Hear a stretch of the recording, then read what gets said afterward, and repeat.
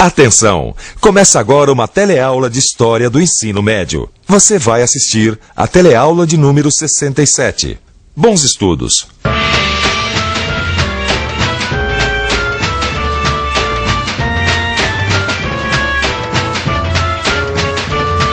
Construir uma sociedade com o direito dos cidadãos respeitados e os deveres cumpridos é normalmente uma tarefa longa, cheia de altos e baixos. Os anos 60 colocaram o Brasil diante desse desafio. Na teleaula de hoje, nós vamos ver que a situação política e econômica do início dos anos 60 no Brasil foi marcada pela herança positiva e negativa do período desenvolvimentista. Vamos acompanhar a eleição de Jânio Quadros e os conflitos que acabaram levando a sua renúncia 8 meses depois de assumir a presidência. Tá pronto? Se liga que a nossa teleaula está começando agora.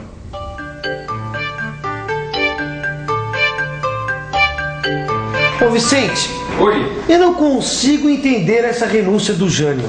Como que ele pôde renunciar desse jeito, rapaz? Não, isso que mais impressiona é saber que o Jânio foi o presidente que recebeu a maior quantidade de votos na história do Brasil até aquele momento. Sério? É verdade, dá uma olhada aqui, ó. Eu tava vendo esses números aqui, ó. Ó. Olha só os partidos que se juntaram para eleger o Jânio: UDN, PTN, PDC, PR e PL. Espera aí que tem mais. Olha só as dissidências dos outros partidos que entraram nessa. Os descontentes do PTB, PSD, PRP, PSP e PSB. Com esse monte de gente apoiando o cara, ele tinha mais era que ganhar. E ganhou bem, viu, Gil? O Jânio ficou com 48% dos votos. Isso dava 6 milhões de votos. E o general Lott, que era candidato do Juscelino, ficou com 32% dos votos. E ainda tinha um outro candidato, que era ex-governador de São Paulo, Adhemar de Barros. Ele ficou com 20% dos votos. Olha só o comparecimento do eleitorado, 80%. O povão votou em massa. Nas eleições presidenciais de 3 de outubro de 1960, a Vassoura chegou ao Planalto com uma participação inédita do eleitorado. A vassoura era o símbolo do candidato Jânio Quadros. Jânio Quadros dizia que ia fazer uma limpeza no governo. Foi para isso que ele foi eleito. Mas olha, o mais curioso é que o vice de Jânio era de outro partido, João Goulart. João Goulart era candidato da coligação PSD-PTB. Ele foi eleito o vice de Jânio porque naquela época a legislação eleitoral permitia a votação em candidatos à presidência e vice-presidência de chapas diferentes, como se fossem duas eleições distintas. Outra coisa curiosa é que João Goulart era ex-vice-presidente de Juscelino Kubitschek e Jânio se elegeu criticando duramente o governo JK. 1960. Fim do governo JK. Só agora é possível sentir as principais consequências negativas do desenvolvimento econômico acelerado desse período. Os grandes investimentos do plano de metas criam um desequilíbrio entre as receitas e as despesas do Estado. Como não pode mais obter receitas, o governo aumenta a emissão de papel moeda. E o resultado é uma inflação que chega aos 30% ao ano no final do governo Juscelino. Outro grave problema é o aumento da dívida externa. O Brasil precisa pagar os empréstimos que fez junto aos países desenvolvidos. Entre 1955 e 1960, a nossa dívida externa aumenta em 60%. Jânio Quadros se aproveitou desses problemas do governo anterior e fez uma campanha eleitoral com duras críticas ao governo de Juscelino Kubitschek. Jânio prometia um governo austero e moralizador.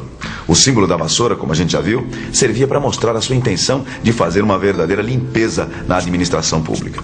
Jânio prometia acabar com a corrupção e o empreguismo. O tostão contra o milhão, uma outra imagem que Jânio usava desde os tempos de prefeito em São Paulo, ilustrava seu desejo de se apresentar como o candidato das camadas mais pobres. Prometia ao povo lutar contra os privilégios dos poderosos. Com isso, ele conseguiu conquistar votos de muitos eleitores de camadas sociais diferentes. E às vezes, até mesmo de camadas opostas. Bem, é claro que fica muito difícil atender reivindicações tão diversas sem que ninguém pagasse a conta. E logo depois da posse, os problemas começaram.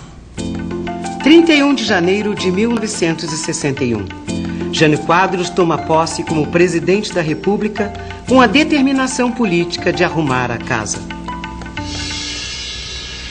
Jânio promete corrigir os desequilíbrios internos e externos antes que o país volte a um novo ciclo de desenvolvimento econômico.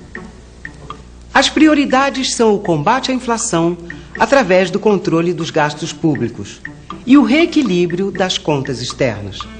A primeira medida importante é a maxi-desvalorização de 100% do cruzeiro em relação ao dólar. Em seguida, Jânio corta a ajuda para as importações de trigo e petróleo. A consequência imediata dessas medidas é a alta generalizada do custo de vida. Os preços sobem.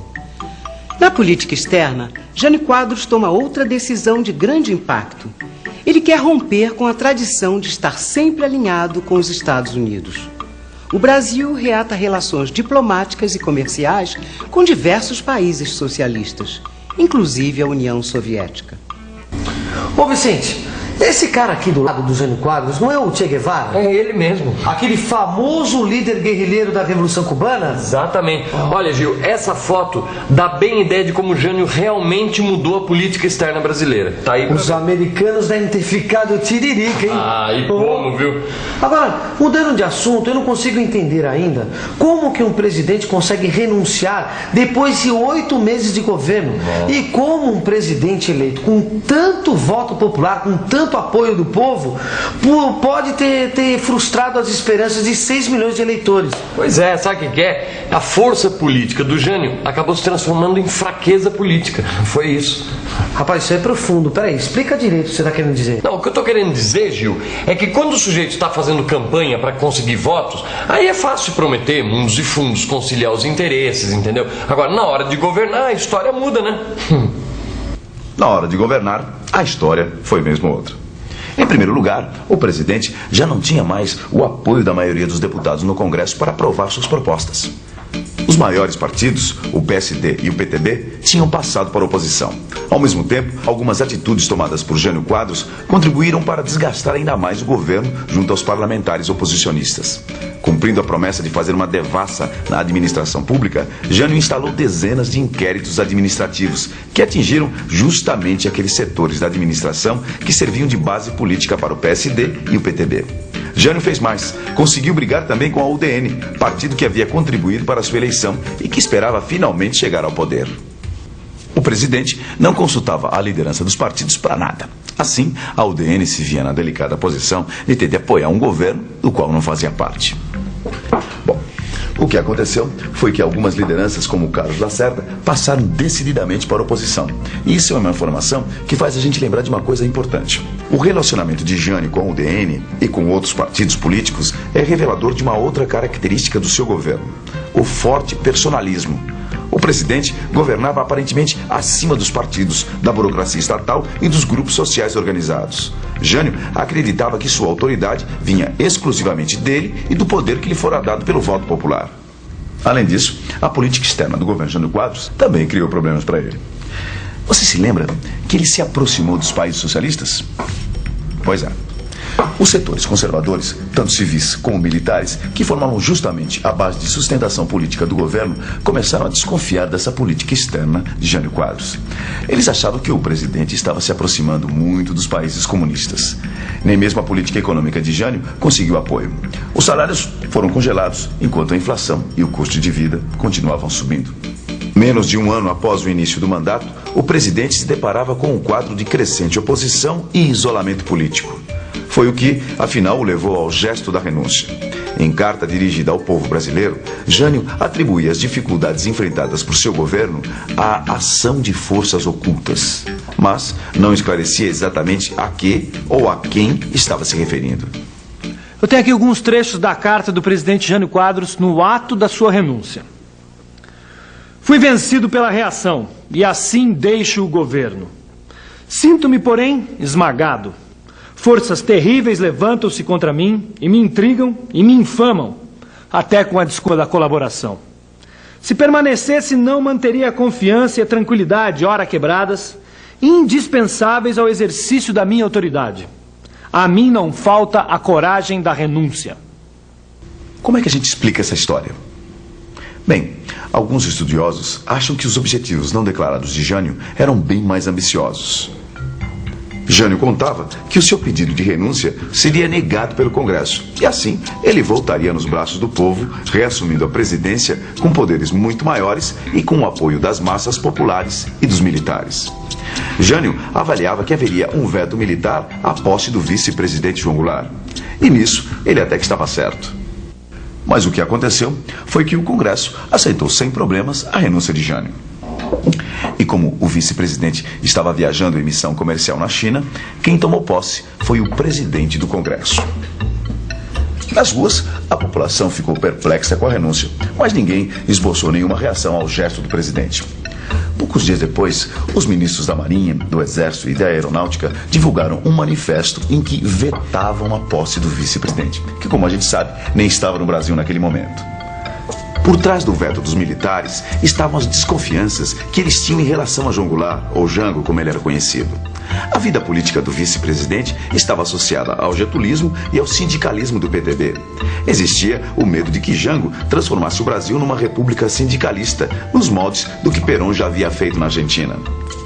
Apesar de ser um grande proprietário de terras e de defender a propriedade privada e um capitalismo humano e patriótico, como ele dizia, Jango era acusado pelos setores mais conservadores de ter tendências comunistas. Criou-se então um impasse. Por alguns dias, o país ficou dividido em duas correntes opostas. De um lado, ficaram os que achavam que se deveria obedecer à Constituição e deixar que Jango assumisse o governo. Nesse campo estavam os sindicatos de trabalhadores, as organizações de estudantes, algumas entidades de empresários e uma série de políticos de centro-esquerda. Do outro lado, estavam os que se colocavam contra a posse de Jango e defendiam a realização de novas eleições presidenciais. O Congresso se reuniu e aprovou uma solução de conciliação entre as duas correntes. A solução foi a seguinte: foi votada uma emenda constitucional que alterou a Constituição para instituir no Brasil o sistema parlamentarista. E com isso foi aceita a posse de João Goulart.